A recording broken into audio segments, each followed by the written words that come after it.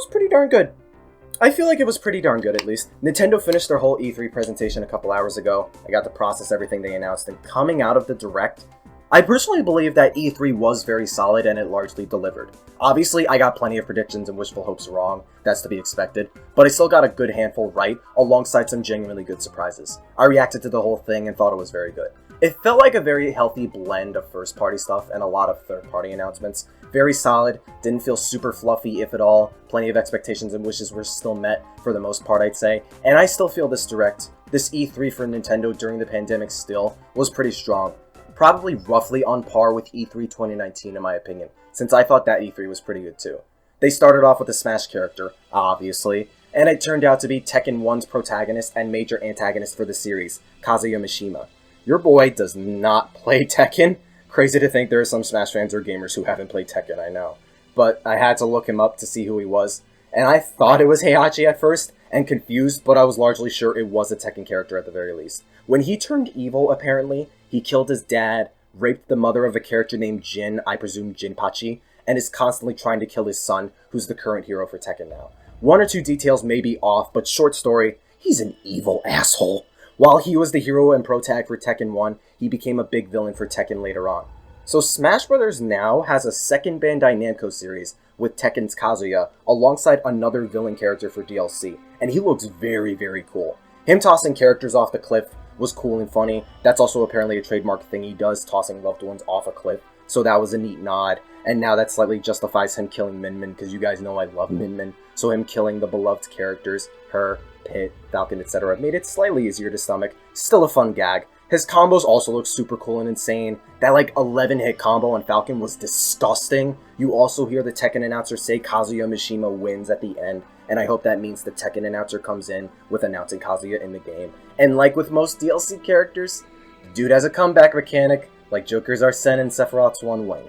The man has, I believe, what's called the Devil's Gene that consumes him when he became evil, and is some hereditary trait in the Mishima bloodline, except for Heihachi and Jinpachi, and it doubles his power, so we'll likely get the same mechanical structure in the same way as Joker and Sephiroth's mechanics.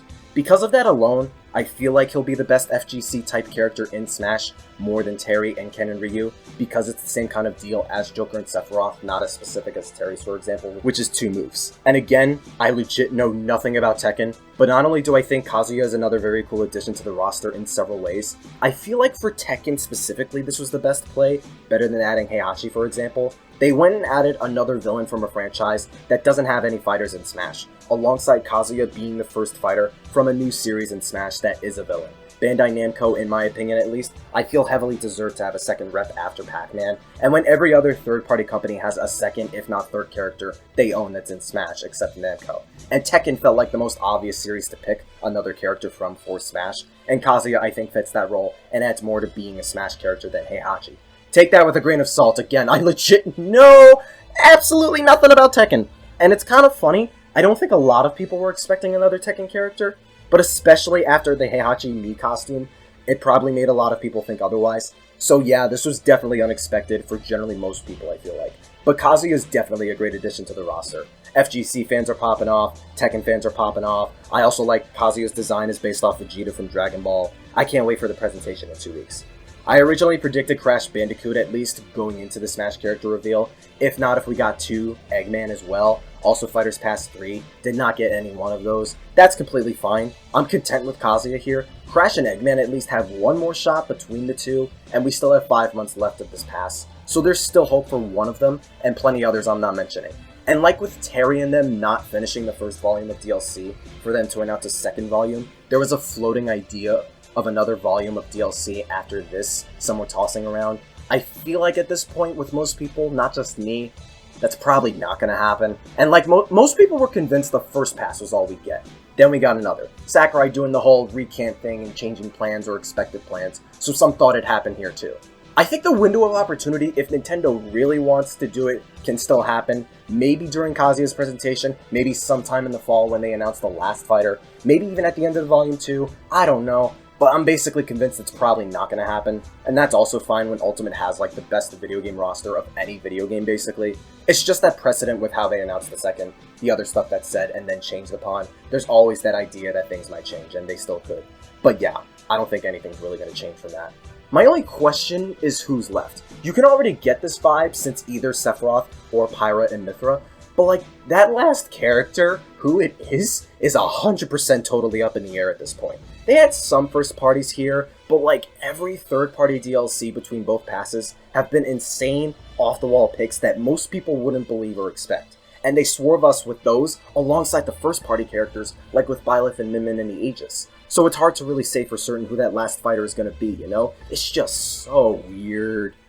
Moving on, I'll talk about most of the third-party stuff here in this part and some of the smaller first-party announcements. I'm not going to list every single one, just kind of the general noteworthy ones, and on the whole, they kind of did a great job with a lot of the third-party reveals. There were plenty of unexpected, if not very solid stuff all around. Life is Strange Remaster Collection in True Colors are coming to the Switch. I know that's a very popular series. They kind of grouped some third-party announcements from other companies here. Guardians of the Galaxy, Mario + Rabbids Spark of Hope from Ubisoft, that one was pretty inevitable for Nintendo to promote themselves. Astria Ascending, Dragon Ball Z Kakarot, Monster Hunter Stories 2, Danganronpa, Decadence, this collection of the series, Fatal Frame Maiden of the Black Water, that one was cool, Tony Hawk's Pro Skater 1 and 2, Strange Brigade. There were a lot of third-party stuff like everywhere in this direct, and some are definitely very worth keeping eyes on, or acknowledging, I feel. One of the bigger ones also was Shin Megami Tensei 5, getting a new trailer showing off new gameplay. That looked pretty cool. Game comes out in November. My only question is, will there ever come a time where SMT plays SMT, indulging in all the horrible SMT jokes just for that alone? I don't know. Maybe if you guys want it, I'll do it. Another one was Super Monkey Ball Banana Mania. That game looks genuinely fun. A lot of people seem hype about that as well. Glad for that game. I thought it was Donkey Kong. I saw the Bananas and Beloved franchise and immediately thought, Donkey Kong! And barely pieced together that it was a 20th anniversary, not a 30th or 40th one, which is Donkey Kong. I thought that was funny. Monkey Ball does look like it can be fun. I just mistook it for Donkey Kong initially. And I'm glad I'm not the only one who did that, because a lot of other people and creators, even when it stated it's a 20th anniversary, thought it was Donkey Kong 2. So I'm glad I was not alone on that. Again, I didn't list off every third party here, but even among the ones not mentioned, there were still a bunch and plenty noteworthy ones too. Shin Megami Tensei 5 probably being the biggest one and worth the hype. Barely felt like it was fluff, if not at all to me personally, and plenty were very good games and hype-worthy announcements. Circling back around to the first party stuff, Mario Party Superstars is a thing. It's a remake collection of classic boards of the first 3 Mario Party games, consisting of 100 minigames across the whole series. All with an added online mode and remade under Super Mario Party's gorgeous engine. I was not expecting another Mario Party this time around. A lot of others were for good reason. The Mario Party prediction kind of came late after I made the predictions video. Alongside, I felt I didn't think they were going to do a lot of Mario, which they still kept to a minimum as expected. And it was between Mario Kart 9 and ARMS 2 I was betting on, at least on ARMS 2, so I didn't think they'd throw another Mario thing beyond that. But Mario Party Superstars is a very welcome entry to the series.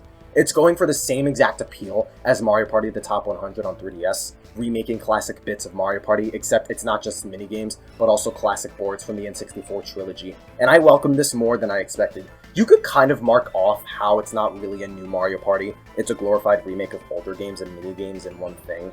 But I find it acceptable because of Super Mario Party's design. The minigames in that one are great, but the boards were the main problem most people had. Between how small a lot of them were, how basic and linear their grid structure was, and how there were only 4 of them as well. Them remaking the N64 maps, the ones that are bigger, more creative and elaborate in their theming and layout design, and it having one extra board I think helps that a lot, because this is the current Mario Party team making a Mario Party basically better than Super, and I think it's safe to say they fully accepted the classic format. Super already did this, but them trying to stick to the classic formula by remaking older Mario Parties basically, I think makes for solid quality assurance for Mario Party going forward, if that one time wasn't enough to really say for sure. Especially when they stuck with the car for 2 main games and experimented with the handhelds. Also, Super Mario Party is a gorgeous looking game, so I'm glad how beautiful these old ports look now. Also glad the stars will be 20 coins as opposed to 10, so the difficulty will actually be addressed. And I'm also happy Birdo is finally playable in a Mario game after such a long ass time, discounting Mario Kart Tour, on top of the added online mode from Super Mario Party now making its way into Superstars. That's very good to see. And the next thing was definitely the other best thing about this Direct, besides Kazuya and the end of the Direct. I predicted Metroid Prime HD Trilogy for this Direct. I didn't get that right, but I got something 100% better. Nintendo said, "Here's a Metroid while you wait for Metroid." They straight up confirmed they're making Metroid 5, the long-awaited sequel to Fusion after so many years, Metroid Dread. That game looks so freaking cool. As a guy who's barely played Metroid, I want to get this game. It looks very cool, dark, intense. You're trying to avoid and outmaneuver these killer robots. The atmosphere seems very scary and cool. The amiibo look cool. Apparently this game was planned way back in the mid-2000s and was eventually scrapped, so then revisiting this and remaking it as a proper new game is very cool. For a while, a new 2D Metroid was rumored as well, but given how inactive Metroid was, most kinda just wrote it off, even for its 35th anniversary, but plenty still also wanted a Metroid something because of its 35th anniversary, and Prime 4 is out there on the horizon, so it wasn't coming anytime soon. And either a Prime Trilogy HD release or something Metroid felt deserved because of that, and Metroid does have dedicated fans. Samus Returns was well received, but that's also a remake of Return of Samus from the Game Boy if I'm not mistaken. Here, it's a whole new Metroid game, coming early October of this year, and now we have this as we're biding our time for Metroid Prime 4. Metroid and Metroid fans are finally getting their goods after such a long ass time, and it's really nice to see the series get its due. Nintendo's still having plans and care for Metroid again, and Metroid basically popping back into the relevant spectrum of active games now. I keep undercutting Samus Returns, I know, but besides what's basically a remake, there was also Federation Force, which was basically a heavily criticized spin-off, and Other M, another controversial game, was the only thing it had, and that came out a decade ago. So I think we can all agree Metroid fans are actually eating right now, and now they can have a new 2D game as they wait for Prime 4. I definitely want to try it though. Dread looks like it could be a ton of fun for new fans, and with how big the Switch is, this could be the start of Metroid taking off again as a proper A-tier franchise again in the public's eye after so long. Mario Golf Super Rush got a little screen time, reminding people it's coming out soon, as I predicted, but it also disclosed free updates are coming to the game, adding new courses and likely new characters as well. They're doing the Mario Tennis Aces route with this. That's nice to see. The new Dunk City course also looks cool. Another prediction I got right, WarioWare Get It Together is coming. It's a new entry coming to the Switch this September. A WarioWare game on Switch, it was inevitable, and I'm glad I got that prediction right alongside how fun the game looks. Definitely looking forward to that once it drops. I like the general aesthetic/design of the characters having these cartoony models and being active in the micro games too. We were also treated to Advance Wars 1 and 2, getting completely remade from the ground up. This cult classic series that got nothing for a long time is getting another chance on the Switch, all with new graphics, updated styles. It looks really cool, and it's coming this holiday. Again, just cool. And then they close off the Direct with nothing but Zelda. All the Zelda predictions I made, I got right on the money. Hyrule Warriors Age of Calamity, they showed off what's part of Wave 1 of the DLC, new weapons and vehicles and other stuff. It's coming in a few days. Skyward Sword Reminder, that's coming out in a couple weeks. They're also making this cute little Game & Watch themed after Zelda, like the Mario one for Mario's 35th last year, and yet they're adding Zelda's 1, 2, Link's Awakening, and a Link-themed Game & Watch game, which is pretty cool. And it's more than what the Mario one did, which is a little odd, and then they springboarded into a new trailer for Breath of the Wild 2, which is taking place in the skies. The trailer for the game looked very cool. There was various big islands in the sky. Link's arm is corrupted with some of that dark energy. Hyrule's castle's been lifted into the sky. He also gets new rune abilities. He can reverse time on objects. He can also phase through solid ones, as we see. They still kept with the eerie, darkish vibe with Link being corrupted, Zelda falling into the chasm, the music towards the end, the dark energy again, and it was all really, really good stuff. I'm really looking forward to the sequel of Breath of the Wild. We still don't have a name yet, but my friend tossed the idea around of it being called The Breath of Fresh Air, given the sky theme. I thought that was funny. We did get a release window though, and it's slated for 2022. Again, like I predicted. I would have been shocked if it came out this holiday. Development said to be steadily progressing, but I wonder if it'll be within spring as I predicted, or if they'll wait on it, because Zelda big holiday release makes logical sense, yet for a big popular game like Breath of the Wild, that released at launch with the Switch in spring, it might not matter for its sequel really, but still, now they have to kind of spread some of these games out in 2022, because it's really looking like Nintendo has plenty of stacked games for next year, which I'll talk about in a second. Finally getting more Breath of the Wild 2 news is always a treat, and I'm really anticipating its release next year. And I think that's one of the reasons I appreciate this Direct and what it did. It largely focused on games coming out the second half of this year, and it did look pretty sparse up until today. Now we have a spanking new Metroid, a new Mario Party, Mario Golf, a new WarioWare, Advance Wars is coming back, Shin Megami Tensei 5, still more Smash DLC, a bunch of other third-party games like Monkey Ball, Monster Hunter Stories 2, Fatal Frame, Dragon Ball Z Kakarot, and whatnot, and also, which wasn't in the Direct, Pokemon Brilliant Diamond and Shining Pearl. That's a hefty amount of variety and quality games coming for the rest of 2021. And specifically in regard to the Direct itself, it was still just a healthy variety of games and third parties and general announcements all around. But now, Nintendo already has like several big games listed for 2022, at the earliest for some. Now Breath of the Wild 2 will bless 2022. We still have Mario + Rabbids Sparks of Hope. We still have Splatoon 3. We still have Pokemon Legends Arceus. We still have Project Triangle Strategy. We still have Metroid Prime 4 if we're lucky. We still have Bayonetta 3 if we're lucky. And Takahashi and Yoshiaki Koizumi stated at the very end of the Direct, they still have a number of games they didn't announce and are hard at work on. So even next year might be a banger year for Nintendo games. But if I were to grade this Direct, whether as an E3 Direct or just like any other general Nintendo Direct, I'd probably give it like a B+. Probably around like an 8 out of 10 for the common grading system most people use. As the E3 showcase for Nintendo, they gave Metroid fans even more to chew on than Prime 4, with a whole new entry. They gave us a new Smash character from a popular fighting game series. They gave us a remade Mario Party, a new WarioWare, a bunch of third-party information and releases and stuff, as well as plenty of Zelda details. It did provide us a much more solid grasp on Nintendo's 2021, which was in hindsight needed, and now they've laid themselves a really comfortable safety net with several huge first-party and third-party games for next year as well.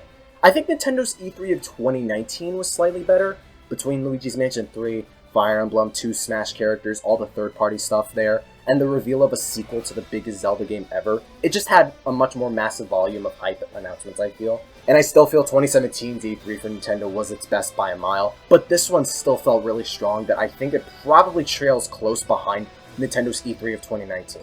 As a general Direct, definitely better than the one in February, and good as a standalone. Like, it's primarily Smash, Zelda, Metroid, and an even mix of WarioWare and Mario Party, for me at least, that made this one memorable and enjoyable, plus some bonus third-party stuff.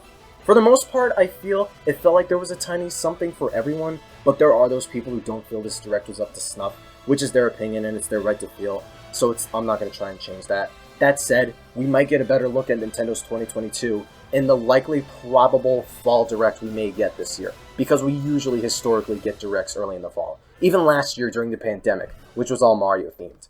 And now's the part where most people tune out of the video outside my hardcore subs as I review my predictions prior to this Direct and look over the wrong ones as well as the right ones. All the Zelda stuff, I got right on the money. Skyward Sword reminder, Age of Calamity DLC details, new trailer in Breath of the Wild 2. We did get a Smash character, but it wasn't Crash and or Eggman, nor did a Fighters Pass 3 happen. All of that's fine, I went over this when I was talking about Kazuya. The only thing I got wrong that I was actually disappointed by was no new Donkey Kong. Not even a 3D one, just no new Donkey Kong anything. And even if you factored out the fact a new DK game was rumored, even if you completely disregard all those rumors, this year's still Donkey Kong's 30th anniversary for country, 40th as a whole, and it's been 7 years since Tropical Freeze, since we got a new DK game. And Nintendo has the resources for a new DK game. They don't always need retro for that, but it is what it is. They said they have multiple new games in the oven, so I'm fairly faithful in the idea they're still making a new DK game, and they don't have to do it for the anniversary, especially since I do feel Metroid's been long overdue with this activity revival as of late. Big Monkey will come when he's ready. I predicted a new WarioWare, we got that. I predicted it would remind us about Mario Golf, we got that. I predicted we get a Switch Pro for the first time on my channel amidst the hundreds of Switch Pro rumors over the years. We did not get that. Not surprised, like, at all. I do think it's an inevitable thing that will happen, and it could be at a Direct, but I'm starting to think it might be its own little reveal at its own event or something. I wasn't too confident in the Switch Pro thing anyways. I predicted an ARMS sequel as opposed to Mario Kart 9 happening. Neither of those happened, yet we got a new Mario Party.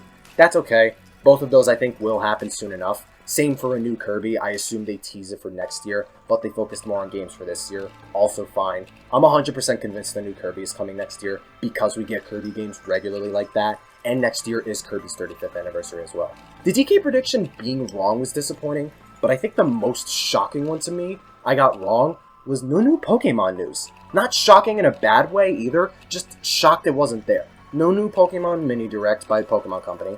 No new trailers for Legends Arceus or Brilliant Diamond Shining Pearl in the Direct. Like, I find it surprising between the fact that Pokemon always holds their own events before Nintendo does the month of E3, usually a week before, and when both of those games are not far off at all from releasing now, especially BDSP.